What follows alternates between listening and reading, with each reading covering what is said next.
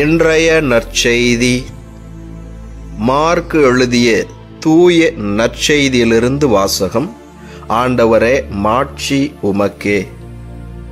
அதிகாரம் 3, இறை வார்த்தைகள் 13 முதல் 19 முடிய. இயேசு மலைமேல் ஏறி தாம் விரும்பியவர்களை தம்மிடம் வரவழைத்தார்.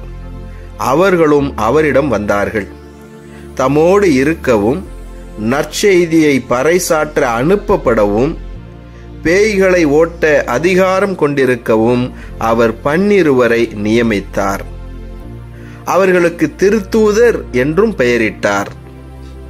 அவர் ஏற்படுத்திய 12 முறையே: பேதுரு என்று அவர் பெயரிட்ட சீமோன், செபதேயுவின் மகன் யாக்கோபு, யாக்கோபின் சகோதரரான யோவான், இவ்விருவருக்கும் இடியை போன்றோர் என பொருள்படும் பொவனேர் கேசு என்று அவர் பெயரிட்டார். அந்திரேயா, பிலிப்பு, பர்த்தலமேயு, மத்தேயு, தோமா, அல்பேயுவின் மகன் யாக்கோபு, ததேயு, தீவிரவாதியாயிருந்த சீமோன், இயேசுவை காட்டி கொடுத்த யூதாசு இஸ்காரியோத்து என்போர் ஆவர்.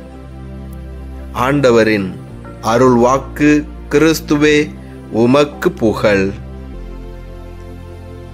என் ஆண்டவர் இயேசுவில் அன்பார்ந்த சகோதர சகோதரிகளே, உங்கள் அனைவரையும் உயிர்த்த நம் ஆண்டவர் இயேசு கிறிஸ்துவின் பெயரிலே அன்போடு வாழ்த்துகின்றேன். உங்கள் அனைவருக்காகவும் நான் திருப்பலி ஒப்பு கொடுத்து சிறப்பாக ஜெபிக்கின்றேன். இன்றைய நற்செய்தியிலே நாம் பார்க்கிறோம், ஆண்டவர் இயேசு கிறிஸ்து மலைமேல் ஏறி தாம் விரும்பியவர்களை தம்மிடம் வரவழைக்கிறார். இயேசு கிறிஸ்துவை பின்பற்றக்கூடிய சீடர்கள் அதிகமானோர் இருந்தார்கள். அவர்களுள் 12 பேரை திருத்தூதர்களாக ஆண்டவர் இயேசு தேர்ந்தெடுக்கிறார். அவர்களுடைய பெயர்களை எல்லாம் வாசிக்க கேட்டோம். இந்த திருத்தூதர்களை 3 காரியங்களுக்காக இயேசு கிறிஸ்து தேர்ந்தெடுத்திருக்கிறார். முதலிலே, அவர்கள் தம்மோடு இருக்க வேண்டும். இயேசுவோடு இந்த திருத்தூதர்கள் இருக்க வேண்டும். இதுதான் முதல் நோக்கம். அப்படியே இயேசுவோட இருந்துவிட வேண்டுமா? இல்லை. நற்செய்தியை பறைசாற்ற அனுப்பப்பட வேண்டும். அதற்காக அழைக்கிறார். 3ஆவதாக, பேய்களை ஓட்ட அதிகாரம் கொண்டிருக்க அழைக்கிறார். அழைக்கப்பட்டவர்கள் இந்த 3 காரியங்களிலே கவனம் செலுத்த வேண்டும். எதற்காக ஆண்டவர் என்னை அழைத்திருக்கிறார்? முதலிலே, நாம் ஆண்டவரோடு இருக்க வேண்டும். கொடியோடு இணைந்திருக்கக்கூடிய அந்த கிளையில் தான் அந்த இருந்துதான் கனி கொடுக்க முடியும். நாம் ஆண்டவரோடு இணைந்து இருக்காமல், அவரோடு இல்லாமல் கனி கொடுக்க இயலாது. ஆண்டவர் தான் நமக்கு வேர். அவர்தான் நம்மை அழைத்திருக்கிறார். நாம் எப்பொழுதும் ஆண்டவரோடு இணைந்து இருக்க வேண்டும். ஆண்டவரோடு எப்படி இணைந்திருப்பது? ஜெபத்தின் வழியாய் இணைந்திருக்கலாம். ஜெபம்தான் ஆண்டவரோடு பேசுவதற்கு மிக முக்கியமான ஒரு கருவி. அந்த ஜெபம் எப்படி வேண்டுமானாலும் இருக்கலாம். ஆண்டவரே, உமக்கு நன்றி என்று சொல்லலாம். அல்லது அந்த ஆண்டவரோடு கண்ணீரோடு பேசலாம். வார்த்தைகளின் வழியாக, அமைதியின் வழியாக, அவரை புகழ்வதன் வழியாக, எப்படி வேண்டுமானாலும் அமைதியில் கூட நாம் இயேசுவோடு, ஆண்டவரோடு பேச முடியும். எனவே ஜெபத்தின் வழியாய் நாம் ஆண்டவரோடு இணைந்திருப்போம். அதே போல இன்னும் ஆண்டவரோடு இணைந்திருக்க வேண்டும் என்று சொன்னால்,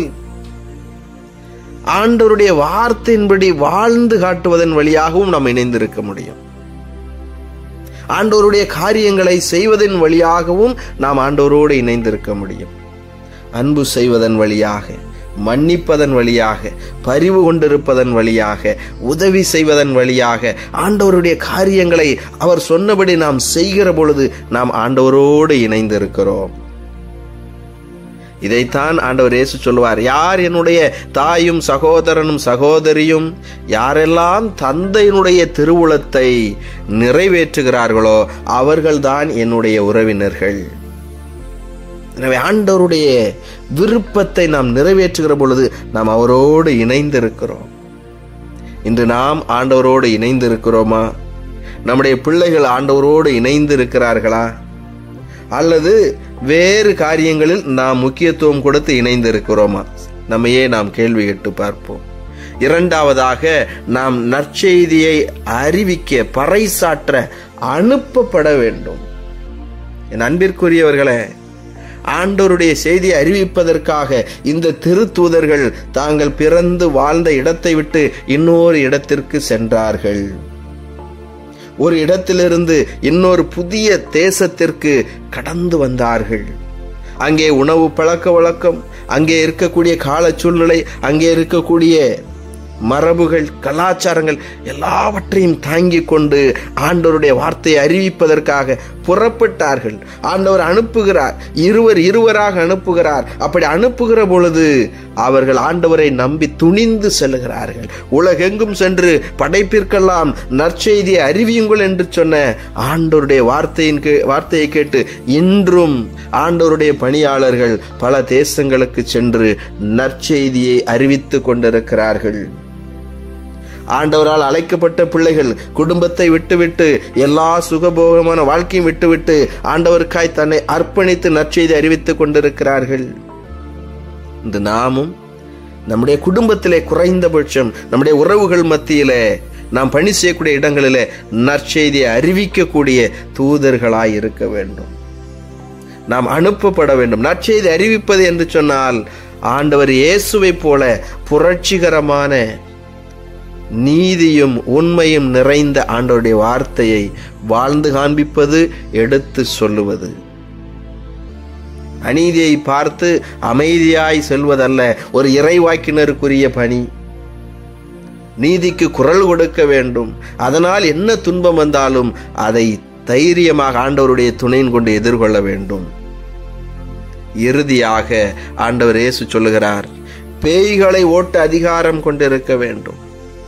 இன்று சாதி என்ற ஒரு பேய், மதம் என்ற ஒரு பேய், பேராசை என்ற ஒரு பேய், சுயநலம் என்ற ஒரு பேய் என்று சொல்லிக்கொண்டே போம். எத்தனையோ பேய்கள் நம்மை ஆட்டி படைத்துக் கொண்டிருக்கின்றன. இந்த பேய்களை ஓட்டுவதற்கான அதிகாரத்தை ஆண்டவர் நமக்கு கொடுத்திருக்கிறார். ஆனால் இன்று நாம் சாதி வெறியோடு, மத வெறியோடு, சுயநலத்தோடு, பேராசையோடு இருந்து கொண்டிருக்கிறோம் என்று சொன்னால், முதலிலே நம்மிடமிருந்து அந்த பேயை ஓட்ட வேண்டும். இந்த சமூகத்திலும் அந்த பேயை ஓட்ட வேண்டும். ஆண்டவர் நமக்கு அதற்கான அதிகாரத்தை கொடுத்திருக்கிறார். எனவே நாம் ஆண்டவரோடு இணைந்திருந்து அவருடைய நற்செய்தியை அறிவிப்போம். பேய்களை, தீய சக்திகளை விரட்டி அடிப்போம். இயேசுவுக்கே புகழ், மரியே வாழ்க. மன்றாடுவோமாக. விரும்பியவர்களை அன்போடு வரவழைத்த எங்கள் ஆண்டவரே, உம்மை போற்றி புகழ்ந்து உம்மை ஆராதிக்கிறோம். உமக்கு நன்றி செலுத்துகிறோம். இந்த புதிய நாளை தந்ததற்காக, இந்த நாளை நாங்கள் பார்க்கும்படியான ஒரு வாய்ப்பை கொடுத்ததற்காக நன்றி ஆண்டவரே. இந்த நாளிலும் நீரே எங்களுக்கு உதவி செய்ய விரைந்து வாரும். எங்களோடு தங்கும். இந்த நாளை ஆசீர்வதித்து தாரும். இதோ இந்த நாளிலும் தங்களுடைய திருமண நாள், பிறந்த நாளை கொண்டாடக்கூடிய பிள்ளைகளை, இன்னும் எங்களிடத்தில் ஜெப உதவியை கேட்டிருக்கக்கூடிய பிள்ளைகளை ஒப்பு கொடுத்து ஜெபிக்கிறோம். ஆண்டவரே, நீரே இவர்களை ஆசீர்வதிப்பீராக. இறை வார்த்தையின் வழியாக இந்த நாளிலே நீர் எங்களோடு பேசியதற்காக நன்றி ஆண்டவரே. இதோ நீர் திருத்தூதர்களை அன்போடு அழைத்தீரே. நாங்களும் அந்த திருத்தூதர்களைப் போல உமோடு தங்கி இருக்கும்படியான ஆசீர்வாதத்தை தாரும் ஆண்டவரே. நீர் எங்களை உடன்படிக்கை செய்து அன்பு செய்கிறேன். நாங்கள் தான் பல நேரங்களிலே உம்மை விட்டு விலகி சென்று விடுகிறோம். எங்களை மன்னியும். நாங்கள் என்னாலும் உமோடு இணைந்திருக்கும்படியாய் ஆசீர்வதியும். இயேசு ஆண்டவரே, இதோ உம்முடைய வார்த்தையின்படி வாழக்கூடிய ஆசீர்வாதத்தை தாரும். எங்களுடைய பலவீனங்களினால் நாங்கள் உம்முடைய வார்த்தையை மறுதலித்திருக்கிறோம். உடைய வார்த்தைக்கு எதிராய் வாழ்ந்திருக்கிறோம், எங்களை மன்னியும். இனி வரக்கூடிய நாட்களில் நாங்களும் எங்கள் குடும்பத்தில் உள்ளவர்களும் ஆண்டவரே உடைய வார்த்தையின்படி வாழும்படியான ஆசீர்வாதத்தை தாரும். எங்களை நல்வழிப்படுத்துவீராக. உடைய ஞானத்தினால் எங்களை நிரப்புவீராக. தீய சக்திகள் ஆண்டவரே எங்களை விட்டு அகன்று போகும்படியாய் நீர் ஆசீர்வதிப்பீராக. இதோ இந்த நாளிலும் நோயாளர்களை எல்லாம் ஒப்பு கொடுத்து ஜெபிக்கிறோம். ஆண்டவரே நீரே அவர்களை தொட்டு குணப்படுத்துவீராக. இதோ மருத்துவ செலவிற்கு கூட பணமில்லாமல் அல்லல் பட்டு கொண்டிருக்கக்கூடிய பிள்ளைகளுக்கு பொருளாதார உதவிகள் கிடைக்கும்படியாய் செய்தருளும். கடன் பிரச்சனைகளிலிருந்து அற்புதமாய் உடைய பிள்ளைகளுக்கு நீர் விடுதலையை கொடுப்பீராக. எங்கள் உழைப்பை ஆசீர்வதியும் ஆண்டவரே. எங்களுடைய பணித்தலங்களிலே இருக்கக்கூடிய தடைகள் சிக்கல்கள் எல்லாவற்றையும் ஆண்டவரே எங்களுக்கு உகந்ததாய் நீர் மாற்றி தருவீராக. என்னாலும் நாங்கள் நேர்மையோடும் உண்மையோடும் நீதிக்கு சான்று பகரும்படியாய் ஆண்டவரே உடைய பிள்ளைகளாய் இருக்கும்படியான ஆசீர்வாதத்தை கொடுப்பீராக.